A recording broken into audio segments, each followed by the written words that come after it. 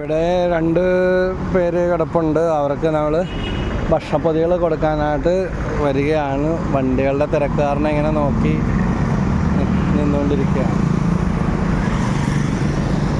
ഇവിടെ ഈ പാലത്തിൻ്റെ അടിയിൽ കിടക്കുന്ന 2 പേർക്കാണ് കൊടുക്കാനായിട്ട് പോകുന്നത്. അപ്പോൾ ഓരോ ദിവസവും നമുക്ക് നമ്മുടെ ജീവിതം അനുഗ്രഹമുള്ളതാക്കി മാറ്റാൻ സാധിക്കുന്ന എന്തെങ്കിലും നന്മ പ്രവൃത്തികളാണ്. ഇങ്ങനെ പറയും, നമ്മൾ നന്മ പ്രവൃത്തികൾ ചെയ്യാതിരുന്നാൽ നമ്മൾ അന്നത്തെ ദിവസം പാഴാണെന്ന് പറയും. അപ്പോൾ ഇവിടെ 2 പേര് കിടപ്പുണ്ട്, അവർക്ക് കൊടുക്കാനായിട്ട് പോവുകയാണ്.